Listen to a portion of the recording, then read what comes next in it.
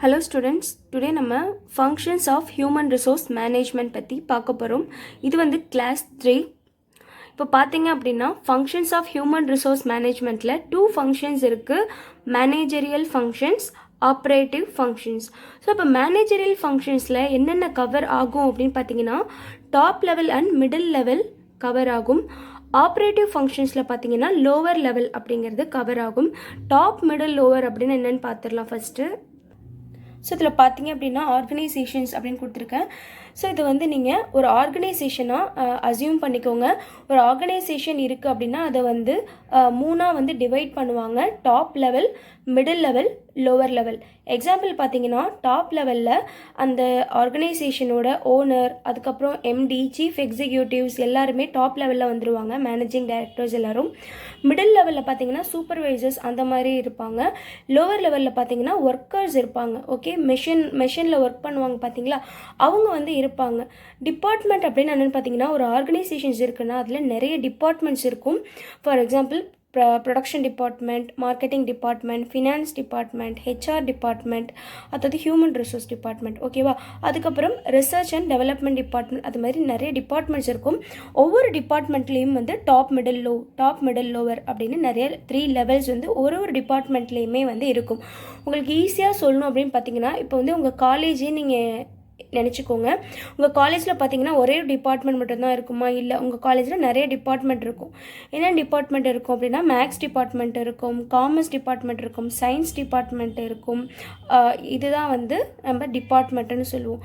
அதே மாதிரி உங்கள் காலேஜில் எடுத்துக்கிட்டிங்கன்னா டாப் லெவலில் யாரெல்லாம் இருப்பாங்க? அந்த காலேஜ் ஓனர் இருப்பாங்க, அதுக்கப்புறம் பிரின்சிபல்ஸ் எல்லாமே இருப்பாங்க. மிடில் பார்த்தீங்கன்னா யார் யார் இருப்பாங்கன்னா ப்ரொஃபஸர்ஸ் இருப்பாங்க, ஹெச்ஓடிஸ் இருப்பாங்க. லோவர் லெவல்னால் ஸ்டூடெண்ட்ஸ் இருப்பாங்க. ஓகேவா, ஸோ இது மாதிரி நீங்கள் அசியூம் பண்ணிக்கிட்டிங்கன்னா உங்களுக்கு ரொம்ப ஈஸியாக வந்து புரியும். இப்போ வந்து நம்ம இதில் என்ன பார்க்க போகிறோம் அப்படின்னா இந்த ஹெச்ஆர் டிபார்ட்மெண்ட்டை பற்றி தான் பார்க்க போகிறோம். Okay, functions of human resource management. So HR டிபார்ட்மெண்ட்டோட வேலைகள் என்ன? ஃபங்க்ஷன்ஸ் அப்படின்னா வேலைகள் அப்படின்னு சொல்கிறோம். ஸோ இந்த ஹெச்ஆர் டிபார்ட்மெண்ட் என்னென்ன வேலைகள் பண்ணுது, யார் அந்த வேலையை பார்ப்பா, அவங்களோட ஃபங்க்ஷன்ஸ் என்ன அப்படின்னா ஹியூமன் ரிசோர்ஸ் மேனேஜர். ஓகே, ஒரு மேனேஜர் தான் வந்து இந்த எல்லா ஃபங்க்ஷன்ஸையுமே வந்து பார்ப்பாங்க. ஸோ மேனேஜர் அப்படின்னா ஒவ்வொரு டிபார்ட்மெண்ட்டுக்கும் ஒவ்வொரு மேனேஜர் இருப்பாங்க. Production manager, marketing manager, finance manager, HR manager, research மேனேஜர்னு நிறைய பேர் இருப்பாங்க. இப்போ நம்ம யாரோட வேலைகள் பார்க்க போகிறோன்னா ஹெச்ஆர் மேனேஜரோட ஃபங்க்ஷன்ஸ் என்னென்னு பார்க்க போகிறோம். ஓகே, ஸோ இதில் தான் நம்ம வந்து 2 ஃபங்க்ஷன்ஸாக பிரிச்சிருக்கோம், மேனேஜரியல் அண்ட் ஆப்ரேட்டிவ் ஃபங்க்ஷன்ஸ். மேனேஜரியல் ஃபங்க்ஷன்ஸில் என்னென்ன கவர் ஆகும் அப்படின்னா top level and middle level cover ஆகும். Top level and middle level கூட கனெக்ட் ஆகி ஹெச்ஆர் மேனேஜர் என்னென்ன வேலை பார்க்க போகிறாங்க, லோவர் லெவல் கூட கனெக்ட் ஆகி என்னென்ன வேலை பார்க்க போகிறாங்க, என்னென்ன வேலை அவங்க பார்க்கணும் அப்படிங்கிறத வச்சு தான் நம்ம 2ஆக பிரிச்சிருக்கோம். இதில் பார்த்தீங்க அப்படின்னா first managerial functions. Managerial functions பார்த்தீங்கன்னா 4 இருக்குது. Planning, organising, directing, controlling. Operative functions பார்த்தீங்கன்னா 10 இருக்குது. ஸோ இப்போ நம்ம இந்த வீடியோவில் மேனேஜரியல் ஃபங்க்ஷன்ஸ் பற்றி பார்க்கலாம், நெக்ஸ்ட் வீடியோவில் ஆப்ரேட்டிவ் ஃபங்க்ஷன்ஸ் பற்றி பார்க்கலாம். ஏன்னா கொஞ்சம் வீடியோ லாங்காக போகும் அப்படிங்கிறதுனால நம்ம 2ஆக டிவைட் பண்ணிக்கலாம். ஸோ ஃபர்ஸ்ட் வந்து நம்ம பிளானிங் அப்படின்னு என்னென்னு பார்க்கலாம். ஸோ ஒரு ஹெச்ஆர் மேனேஜர் என்ன பண்ணணும்னா எந்த ஒரு விஷயமா இருந்தாலும் நம்ம எல்லாருக்குமே தெரியும், ஒரு விஷயத்தை நம்ம கரெக்டாக வந்து முடிக்கணும், பர்ஃபெக்டாக ஒரு விஷயத்தை முடிக்கணும்னா கரெக்டான ஒரு பிளானிங் இருக்கணும். கரெக்டான ஒரு பிளானிங் இருந்தால் மட்டும்தான் ஒரு விஷயத்தை நம்ம பர்ஃபெக்டாக வந்து முடிக்க முடியும், ரிசல்ட்டும் நல்ல ரிசல்ட் நமக்கு கிடைக்கும். ஸோ ஹெச்ஆர் மேனேஜரும் அதே தான் ஃபாலோ பண்ணுறாங்க. எந்த ஒரு விஷயத்தையும் பண்ணுறதுக்கு முன்னாடி கரெக்டான ஒரு பிளானிங்கை வந்து பண்ணுறாங்க. ஸோ அதனால தான் வந்து இதை நம்ம ப்ரைமரி ஃபங்க்ஷன் அப்படின்னு சொல்கிறோம். எந்த ஒரு விஷயமா இருந்தாலும் கண்டிப்பாக பிளானிங் தான் வந்து ஒரு பிரைமரி ஃபங்க்ஷனாக இருக்கும். பிரைமரி அப்படின்னா முதல் ஃபங்க்ஷன். ஓகே, அதுதான் வந்து ஃபஸ்ட்டு ஒரு இனிஷியல் ஸ்டேஜ். அதை கரெக்டாக பிளான் பண்ணிட்டாலே அடுத்தடுத்த விஷயங்கள் எல்லாமே கரெக்டாக நடக்கும். நெக்ஸ்ட்டு பார்த்தீங்க அப்படின்னா ஆர்கனைசேஷன் கோல்.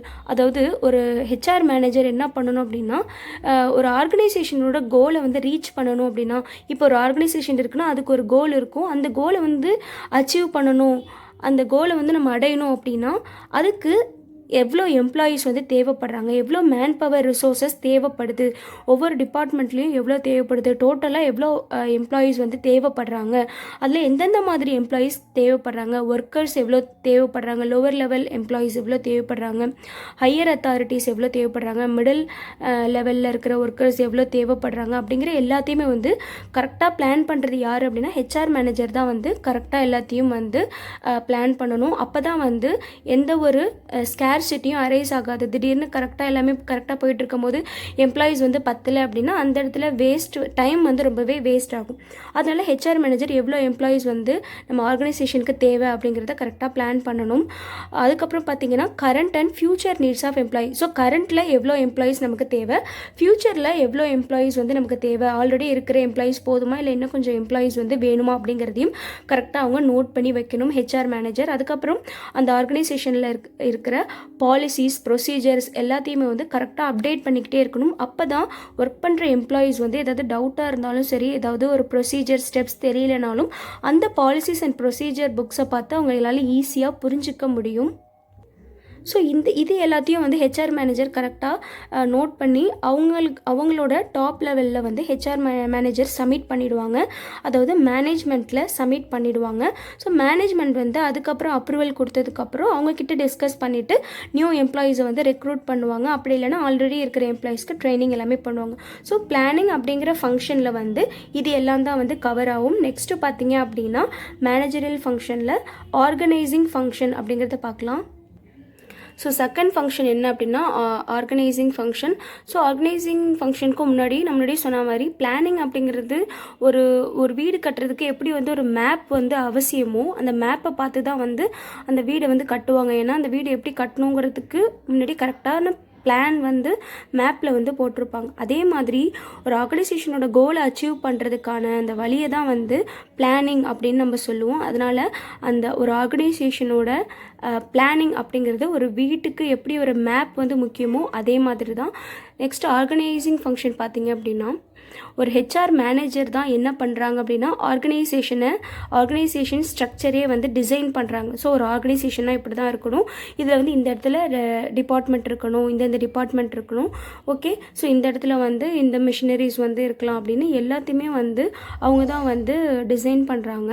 அதுக்கப்புறம் பார்த்திங்க அப்படின்னா assignment of different functions to different individuals. அதாவது ஒரு ஆர்கனைசேஷன் அப்படின்னு எடுத்துக்கிட்டோன்னா அதில் நிறைய இண்டிவிஜுவல்ஸ் இருப்பாங்க, நிறைய டைப் ஆஃப் ஒர்க்கர்ஸ் இருப்பாங்க, லோவர் லெவல் எம்ப்ளாயீஸ் இருப்பாங்க, மிடில் லெவல் ஒர்க்கர்ஸ் இருப்பாங்க. ஸோ இவங்க எல்லாத்துக்கும் யார் யாருக்கு என்னென்ன வேலை அப்படிங்கிறத அசைன் பண்ணுவாங்க. ஓகே, அப்போ தான் ஒவ்வொரு ஒர்க்கரும் அவங்களோட வேலையை புரிஞ்சுக்கிட்டு அந்த வேலையை பண்ணுறதுக்கு ஸ்டார்ட் பண்ணுவாங்க. பிளானிங் பண்ணி முடிச்சுட்டு ஜஸ்ட்டு உட்காந்துட்டு இருக்க முடியாது. ஓகே, பிளான் பண்ணிட்டோம் அப்படின்னா என்ன பிளான் பண்ணாங்களோ, யார் யாருக்கு என்னென்ன வேலை கொடுக்கணும்னு அவங்க பிளான் பண்ணாங்களோ அந்தந்த வேலையை அவங்களுக்கு வந்து அந்த ஹெச்ஆர் மேனேஜர் வந்து அசைன் பண்ணணும். நெக்ஸ்ட்டு தேர்ட் பார்த்தீங்கன்னா delegation of authority and responsibility. யார் யாருக்கு என்னென்ன வேலைன்னு கொடுத்துட்டு அடுத்து என்ன பண்ணணும், அவங்கக்கிட்ட இருக்கிற சில அத்தாரிட்டியை வந்து கொடுக்கலாம், டெலிகேட் பண்ணுறது அப்படின்னா ஃபார் எக்ஸாம்பிள் இப்போ வந்து ஹெச்ஆர் மேனேஜர் என்ன பண்ணலாம்னா ஒரு சூப்பர்வைசரை அப்பாயிண்ட் பண்ணி, அதாவது மேனேஜர்கிட்ட அப்ரூவல் வாங்கிக்கிட்டு பெர்மிஷன் வாங்கிக்கிட்டு என்ன பண்ணுவாங்க அப்படின்னா ஹெச்ஆர் மேனேஜர் சூப்பர்வைசர் அப்பாயிண்ட் பண்ணுவாங்க. அந்த சூப்பர்வைசருக்கு என்ன அத்தாரிட்டி கொடுப்பாங்க அப்படின்னா நீங்கள் வந்து லோவர் லெவல் எம்ப்ளாயீஸ் வந்து மிஷின்லாம் கரெக்டாக ஆப்ரேட் பண்ணுறாங்களா, கரெக்டாக ஒர்க் பண்ணுறாங்களா அப்படின்னு பார்த்துக்கோங்க அப்படின்னு சொல்லுவாங்க. அப்போ சூப்பர்வைசர் என்ன பண்ணுவாங்கன்னா அவங்களுக்கு கீழே இருக்கிற லோவர் லெவல் எம்ப்ளாயீஸ் எப்படி ஒர்க் பண்ணுறாங்க அப்படிங்கிறத பார்த்துட்டு அவங்களுக்கு ட்ரைனிங் தேவையா, இல்லை அவங்க நல்லா ஒர்க் பண்ணுறாங்கன்னா அவங்களுக்கு வந்து ஏதாவது ப்ரமோஷன் கொடுக்கலாமா, ஏதாவது போனஸ் கொடுக்கலாமா அப்படிங்கிறத சொல்லுவாங்க. யார்கிட்ட அப்படின்னா ஹெச்ஆர் மேனேஜர் கிட்ட சொல்லுவாங்க. ஸோ இதுதான் வந்து டெலிகேஷன் ஆஃப் அத்தாரிட்டி அப்படிங்கிறது. ஒரு ஹெச்ஆர் மேனேஜர் சூப்பர்வைசருக்கு வந்து அந்த பவரை கொடுக்குறாங்க, அந்த அத்தாரிட்டியை கொடுக்குறாங்க. ஸோ அந்த அத்தாரிட்டியை யூஸ் பண்ணி சூப்பர்வைசர் உங்களுக்கு கீழே இருக்கிற ஒர்க்கர்ஸ்க்கு வந்து எல்லாமே வந்து கரெக்டாக வந்து எதாவது டவுட் இருந்தால் கிளியர் பண்ணுவாங்க, எல்லாமே பண்ணுவாங்க. நெக்ஸ்ட்டு பார்த்தீங்க அப்படின்னா கோஆர்டினேஷன் ஆஃப் ஆக்டிவிட்டீஸ். ஸோ அதுக்கப்புறம் என்ன பண்ணுவாங்கன்னா யார் யாருக்கு என்னென்ன ஒர்க்குன்னு பிரித்து கொடுத்துருவாங்க, அதுக்கு சூப்பர்வைசர்ஸை வந்து கொடுத்துருவாங்க, அதுக்கப்புறம் லீடர்ஸ் வந்து அப்பாயிண்ட் பண்ணுவாங்க. ஸோ இது மாதிரிலாம் இருக்கிறப்ப எல்லோரும் என்ன பண்ணுவாங்கன்னா கரெக்டாக டீமாக வந்து ஒர்க் பண்ணுவாங்க, எதுவும் ஃபைட் வராமல் அவங்க பார்த்துப்பாங்க. ஃபுல்லாக வந்து ஒரு ஸ்மூத் ரிலேஷன்ஷிப்பை வந்து அந்த இடத்துல வந்து ஹெச்ஆர் மேனேஜர் வந்து கிரியேட் பண்ணுவாங்க. அதுக்கப்புறம் டாஸ்க் அலோகேஷன்ஸ் அப்படின்னா யார் யாருக்கு எவ்வளோ ஸ்கில்ஸ் இருக்கோ, யார் யாரோட ஸ்கில்ஸ் எப்படி இருக்கோ அதுக்கு ஏற்ற மாதிரியான வேலையை வந்து எல்லாருக்கும் கொடுப்பாங்க. ஸோ இது மாதிரி கொடுக்குறதுனால டீமில் எல்லாருமே கரெக்டாக அவங்கவுங்க ஒர்க்கை பண்ணுவாங்க. இது மூலயமா என்ன ஆகும் அப்படின்னா ஃபைனலி ஆர்கனைசேஷனல் கோல் அப்படிங்கிறது ஈஸியாக நம்ம அச்சீவ் பண்ணிட முடியும். ஸோ இதுதான் வந்து ஆர்கனைசிங் ஃபங்க்ஷன். ஃபஸ்ட்டு பிளான் பண்ணுவாங்க. அந்த பிளான் பண்ணதை கரெக்டாக யார் யாருக்கு என்னென்ன வேலை அப்படிங்கிறது வந்து கொடுக்கறது தான் வந்து ஆர்கனைசிங். ஓகே, அதாவது அது வந்து ஒரு ஆர்கனைஸ்டு வே அப்படின்னு சொல்லுவாங்க. அதாவது ஸ்டெப் பை ஸ்டெப் அப்படின்னு கூட சொல்லலாம். பிளான் பண்ணதை வரிசைப்படுத்தி சரி பண்ணி அந்த வேலையை வந்து கொடுக்கறது. நெக்ஸ்ட்டு பார்த்திங்க அப்படின்னா டைரக்டிங். ஸோ தேர்ட் ஒன் பார்த்திங்கன்னா டைரக்டிங் ஃபங்க்ஷன். டைரக்டிங் அப்படின்னா என்னென்னா வழி நடத்துதல் அப்படின்னு சொல்லணும். ஓகே, வழி நடத்துதல் அப்படின்னா என்ன, யார் வழி நடத்தணும் அப்படின்னா ஹெச்ஆர் மேனேஜர் வந்து டைரக்ஷன் கொடுப்பாங்க, கரெக்டான டைரக்ஷன்னா என்ன, ஒரு எம்ப்ளாயி வந்து கரெக்டாக ஒர்க் பண்ணணும் அப்படின்னா கரெக்டான டைரக்ஷனை நம்ம கைட் பண்ணிக்கிட்டே இருக்கணும். கைடன்ஸ் அப்படின்னு கூட சொல்லலாம். எதுக்கு இப்போ ஃபார் எக்ஸாம்பிள் வீடு கட்டுறதுக்கு வந்து சூப்பர்வைசர் எதுக்காக போடுறாங்க, ஏன் அப்படின்னா ஒர்க்கர்ஸ் வந்து என்ன சொல்கிறாங்களோ அதுதான் செய்வாங்க. சூப்பர்வைசர் அப்போ என்ன பண்ணணும், இதை வந்து பண்ணுங்கள் இப்படி பண்ணுங்கன்னு சொல்ல ஒர்க்கர் வந்து ஒர்க் பண்ணுவாங்க. ஓகே, அதே மாதிரி தான் ஒரு ஆர்கனைசேஷன்லேயும் மிஷினில் ஒர்க் பண்ணும்போது ஒரு சூப்பர்வைசர் என்ன பண்ணுவாங்க, இதை வந்து இப்படி பண்ணுங்கள், இது வந்து இவ்வளோ அளவு போடுங்க அப்படின்னு சொல்லிக்கிட்டே இருப்பாங்க. ஓகேவா. ஸோ இதான் வந்து டைரக்டிங் ஃபங்க்ஷன் அப்படின்னு அர்த்தம். ஸோ இப்போ பார்த்தீங்க அப்படின்னா activating employees are different level. So first என்ன பண்ணியாச்சு, பிளான் பண்ணியாச்சு. அடுத்து வந்து யாருக்கு என்னென்ன ஒர்க்குங்கிறத கொடுத்தாச்சு ஆர்கனைசிங்கில். தேர்டு டைரக்டிங்கில் என்னென்னா அவங்கள வேலை பார்க்க வைக்கிறது. ஓகே, டைரக்டிங் அப்படிங்கிறது அதுதான் ஆக்டிவேட்டிங் எம்ப்ளாயீஸ், அவங்கள வேலை பார்க்க வைக்கிறது. ஸோ எல்லாருமே வந்து அவங்கவுங்க வேலையை செய்ய ஆரம்பிச்சிருவாங்க. வேலை செய்யும் போது அங்கே என்ன பண்ணுவாங்க, ஒரு சூப்பர்வைசர்ஸ் இருப்பாங்க, லீடர்ஸ் எல்லாமே இருப்பாங்க. ஓகே, ஸோ அவங்க வந்து கரெக்டாக வந்து ஒர்க் பண்ணுறாங்களா அப்படிங்கிறத வாட்ச் பண்ணிகிட்டே இருப்பாங்க. ஏதாவது அவங்க தப்பாக பண்ணாங்க அப்படின்னா அப்போவே வந்து அவங்களுக்கு கைடன்ஸ் கொடுப்பாங்க, இதை இப்படி பண்ணுங்க அப்படி பண்ணுங்கன்னு சொல்லும் போது எந்த ஒரு எரரும் இல்லாமல் கரெக்டாக அந்த வேலையை பண்ண ஆரம்பிப்பாங்க. டேப்பிங் மேக்ஸிமம் பொட்டென்ஷியாலிட்டிஸ் எம்ப்ளாயி அப்படின்னா என்னென்னா அவங்கக்கிட்ட இருக்கிற மேக்ஸிமம் பொட்டென்ஷியாலிட்டிஸை, அதாவது பொட்டென்ஷியலை வெளியே கொண்டு வருது. அவங்கக்கிட்ட இருக்கிற திறமை எந்த அளவுக்கு அவங்கக்கிட்ட எவ்வளோ ஸ்கில் இருக்கோ எவ்வளோ திறமை இருக்கோ எல்லாத்தையுமே வந்து வெளியே கொண்டு வருவாங்க. யார் அப்படின்னா அந்த சூப்பர்வைசர். எப்படி அப்படின்னா ஒரு ஹெச்ஆர் மேனேஜர் என்ன பண்ணுவாங்க அப்படின்னா அவங்களுக்கு எந்த அளவுக்கு மோட்டிவேட் பண்ண முடியுமோ அந்த அளவுக்கு மோட்டிவேட் பண்ணுவாங்க. ஃபார் எக்ஸாம்பிள் அவங்க நல்லா ஒர்க் பண்ணுறாங்க அப்படின்னா அவங்களுக்கு வந்து போனஸ் கொடுக்கறது, ஓகே, எக்ஸ்ட்ரா ரிவார்ட்ஸ் கொடுக்கறது, அவார்ட்ஸ் கொடுக்கறது, இது மாதிரிலாம் பண்ணும்போது அவங்க என்ன பண்ணுவாங்க, ஓகே நம்மளை வந்து ரொம்பவே வந்து இந்த ஆர்கனைசேஷனில் நமக்கு நல்ல வேல்யூ இருக்குது அப்படின்னு அவங்க நினைப்பாங்க. அதுக்கப்புறம் நல்ல என்கரேஜ்மெண்ட்டாகவும் இருக்கும் அங்கே ஒர்க் பண்ணுற எம்ப்ளாயீஸ்க்கு. அதனால அவங்க நல்லா ஒர்க் பண்ணணும், நம்மளோட பெஸ்ட்டை கொடுக்கணும், அப்போ தான் நமக்கு வந்து போனஸ் கிடைக்கும், நமக்கு ரிவார்ட் கிடைக்கும், அவார்ட் கிடைக்கும், நமக்கு ஒரு குட் நேம் கிடைக்கும். அது மட்டும் இல்லாமல் நம்ம வந்து ஃப்யூச்சரில் நல்ல ப்ரமோஷன் கிடைக்கும் அப்படின்னு வந்து அவங்க நிறையா ஒர்க் பண்ண ஆரம்பிப்பாங்க. அது மட்டும் இல்லாமல் கமாண்ட் அப்படின்னா வந்து ஏதாவது ஒரு விஷயம் தெரியலனா கரெக்டான கமாண்டை வந்து கொடுக்கணும். ஃபார் எக்ஸாம்பிள் வந்து சூப்பர்வைசர் எதுக்காக வந்து ஹெச்ஆர் மேனேஜர் வந்து சூப்பர்வைசர் ஏன் ஃபிக்ஸ் பண்ணுறாங்க அப்படின்னா ஒரு ஒர்க்கை பண்ணிகிட்டு இருக்கும்போது எதாவது தெரியல அப்படின்னா கமாண்ட் கொடுத்துக்கிட்டே இருக்கணும், இந்த ஒர்க்கை இப்படி பண்ணுங்கள் இது இப்படி பண்ணுங்கன்னு கரெக்டான கமாண்டை வந்து கொடுக்கணும். ஓகே, அதை சொல்ல தான் வந்து அந்த ஒர்க்கர் செய்வாங்க. சூப்பர்வைசர் ஒன்றுமே சொல்லாமல் எந்த கமெண்ட்டும் கொடுக்காம அவங்க வேறு ஏதாவது பண்ணிட்டு இருந்தாங்கன்னா கண்டிப்பாக எரர் நடக்கும். எரர் நடந்துச்சுன்னா வேஸ்டேஜ் வரும். வேஸ்டேஜ் வந்துச்சு அப்படின்னா அந்த இடத்துல வந்து கோல் அச்சீவ் பண்ணும்போது வந்து நமக்கு வந்து எஃபெக்டிவான கோலை அச்சீவ் பண்ண முடியாது. ஸோ அதனால் வந்து எல்லாருமே கரெக்டாக அவங்களோட ஒர்க்கை பண்ணால் மட்டும் தான் ஒரு ஆர்கனைசேஷனோட கோல் அப்படிங்கிறது அச்சீவ் ஆகும்.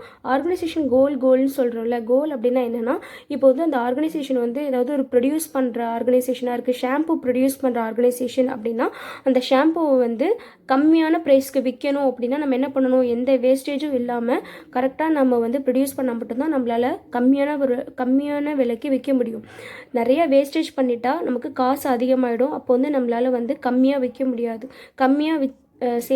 கம்மியாக வந்து நம்ம ப்ரைஸை ஃபிக்ஸ் பண்ணால் மட்டும்தான் சேல்ஸ் இன்க்ரீஸ் ஆகும். அது மட்டும் இல்லாமல் குவாலிட்டியாகவும் நம்ம அந்த பொருளை ப்ரொடியூஸ் பண்ணணும். அப்போ தான் நிறைய கன்சியூமர்ஸ் அந்த பொருளை வாங்குவாங்க. அப்போ தான் ப்ராஃபிட்டும் அதிகமாகும். ஓகே, நெக்ஸ்ட்டு பார்த்தீங்க அப்படின்னா கண்ட்ரோலிங் பற்றி பார்க்கலாம். So last one controlling function. So இதில் பார்த்தீங்க அப்படின்னா ஆல்ரெடி நம்ம டிஸ்கஸ் பண்ண பிளானிங், ஆர்கனைசிங், டைரக்டிங் இது மூணையுமே என்ன பண்ணணும் அப்படின்னா அந்த ஹெச்ஆர் மேனேஜர் அடிக்கடி செக் பண்ணணும்.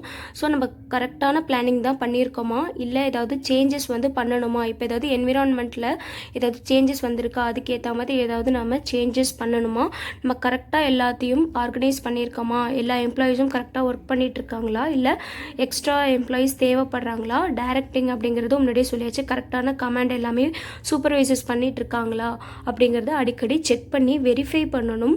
ஓகே, வெரிஃபை பண்ணிவிட்டு அது மட்டும் இல்லாமல் லாஸ்ட் இயர் உள்ள பர்ஃபார்மன்ஸையும் இப்போ இருக்கிற எம்ப்ளாயீஸோட பர்ஃபார்மன்ஸையும் வந்து எல்லாத்துலேயும் கம்பேர் பண்ணி பார்க்கணும். ஏன் இதெல்லாம் பண்ணுறாங்க அப்படின்னா அப்போ தான் நம்மளால் கோலை அச்சீவ் பண்ண முடியுமா முடியாதா அப்படிங்கிறத தெரிஞ்சுக்க முடியும். ஸோ இதெல்லாம் கரெக்டாக பண்ணால் நம்மளால் கோலை அச்சீவ் பண்ண முடியுமா அப்படிங்கிறத செக் பண்ணி அந்த ஹெச்ஆர் மேனேஜர் பார்ப்பாங்க. அது மட்டும் இல்லாமல் அதை ரிப்போர்ட்டாக ரெடி பண்ணி அப்பப்போ 6 months ஒன்ஸோ இல்லை 1 month ஒன்ஸோ மேனேஜ்மெண்ட்டுக்கு சப்மிட் பண்ணிகிட்ருப்பாங்க.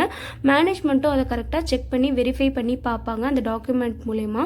அதுக்கப்புறம் பார்த்திங்கன்னா அவங்க செக் பண்ணும் போது ஏதாவது டீவியேஷன்ஸ் இருந்துச்சு அப்படின்னா, அதாவது இதை வந்து செக் பண்ணுறப்போ ரிசல்ட் வந்து கோல் அச்சீவ் பண்ண முடியாது, ஏதோ ஒரு ராங் இருக்குது, ஏதோ ஒரு மிஸ்டேக் இருக்குது அப்படின்னா actual performance is found deviated அப்படின்னு என்னென்னா ஆக்சுவல் பர்ஃபார்மன்ஸஸில் ஏதாவது டீவியேஷன்ஸ் இருக்கா அப்படின்னு பார்ப்பாங்க. அப்படி ஒரு வேளை டீவியேஷன்ஸ் இருந்துச்சு அப்படின்னா அந்த பிளானில் என்ன மாற்றங்கள் கொண்டு வரணும், என்ன சேஞ்சஸ் வந்து பிளானிங்கில் கொண்டு வரணும், ஆர்கனைசிங்கில் ஏதாவது சேஞ்சஸ் கொண்டு வரணுமா, இன்னும் பெட்டரான எம்ப்ளாயை வந்து ரெக்ரூட் பண்ணணுமா, இல்லை ஆல்ரெடி உள்ள எம்ப்ளாயீஸ்க்கு ட்ரைனிங் கொடுக்கணுமா அப்படிங்கிறத அவங்க பிளான் பண்ணணும். அதுக்கப்புறம் கரெக்டான வந்து சூப்பர்வைசர் சரியில்லை அப்படின்னா வேற ஒரு சூப்பர்வைசர் போடலாம். ஓகே, ஸோ இது மாதிரிலாம் வந்து அவங்க பார்ப்பாங்க. ஸோ இதெல்லாம் கரெக்டாக பண்ணாங்க அப்படின்னா எல்லாமே கண்ட்ரோலில் இருக்கும். இதுதான் கண்ட்ரோலிங் ஃபங்க்ஷன்ஸ். ஸோ எல்லாத்தையும் செக் பண்ணி எல்லாம் கரெக்டாக இருக்குது அப்படின்னா ஓகே, அதை அப்படியே மெயின்டைன் பண்ணணும்.